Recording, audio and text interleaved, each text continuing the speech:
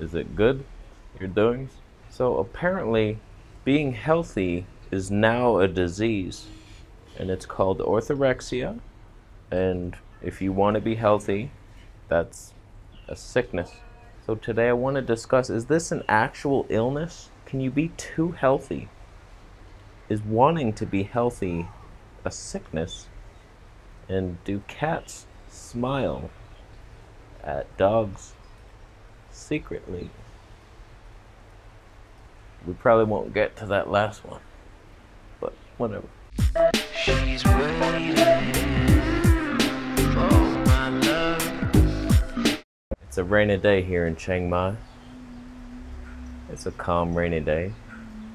I don't know what it is about water that is so calming,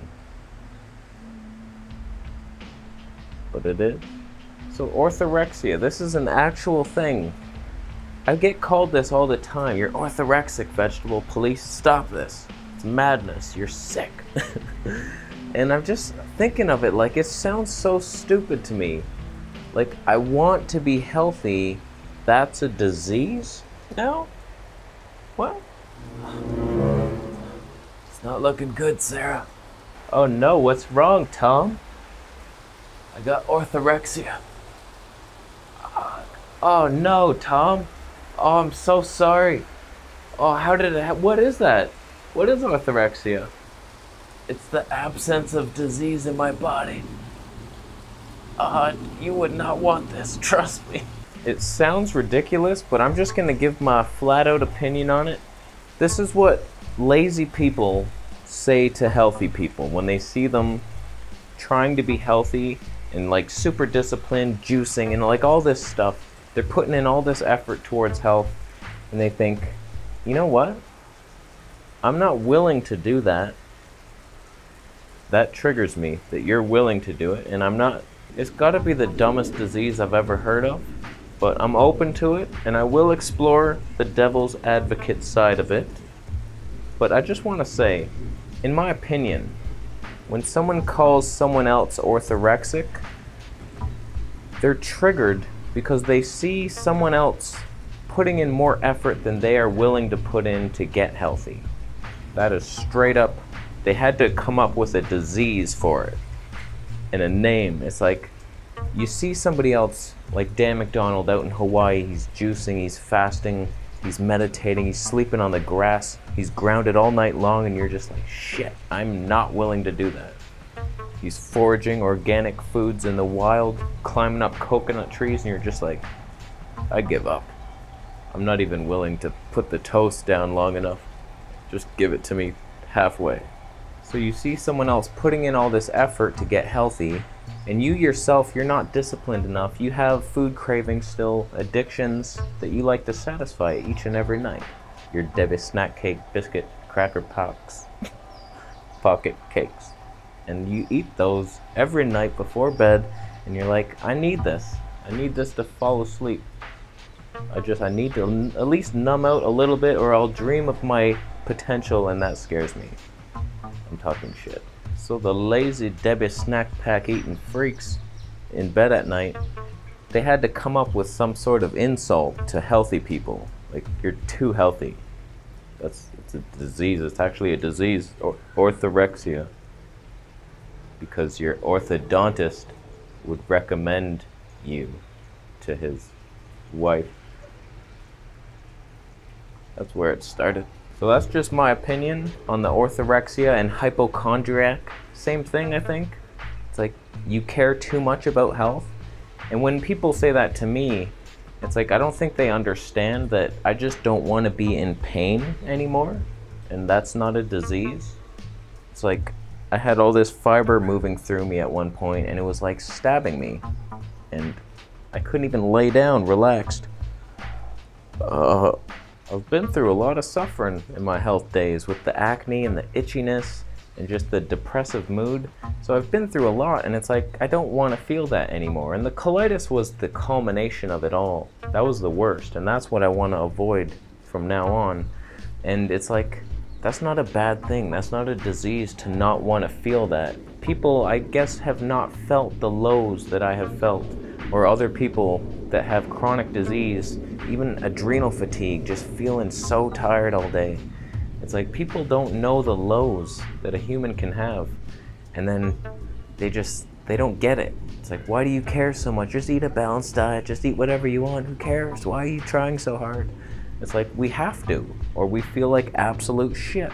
So it's not a disease. There's no such thing, although there could be. I could understand you take it to a certain level. It's like, okay, what are you doing? Welcome to the Devil's Advocate happy hour. So could orthorexia be an actual thing that we have to take serious? Like someone wants to be too healthy and they're just not satisfied with their current amazing health, and they keep pushing and doing weird shit to reach a level that is pretty much unattainable, and they dedicate their whole life to it. And first of all, who are you to say what anybody else should be doing with their life? How do you know they don't enjoy it? What if somebody is super healthy, like picture Dan the Man again.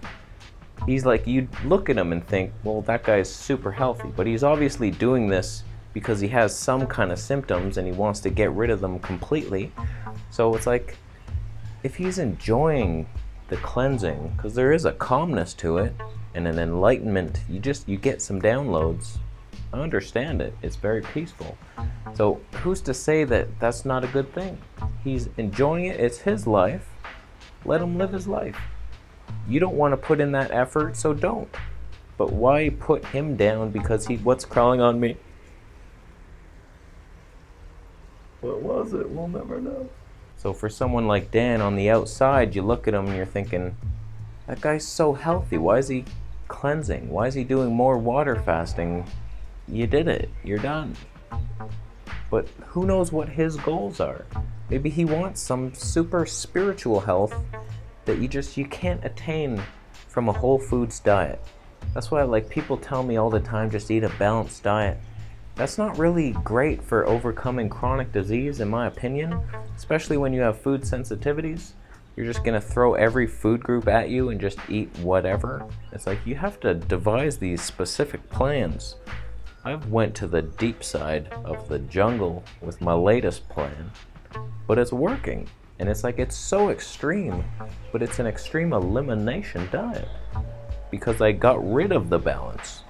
I healed by getting rid of the balance. So people telling me to eat a balanced diet, I should balance you on a seagull and watch him throw his eggs at you.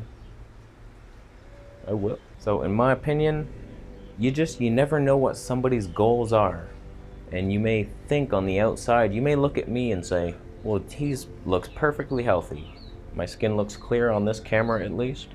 Muscles, I have some. It's like, he looks so happy. He's perfect. What are you doing? Stop. You're good now and just maintain. It's like, no, I have some things I'm working on. Skin is not perfectly clear. Sometimes I get itchy. Very minorly. I still have a slightly sensitive colon. I can feel it when I have that raw meat.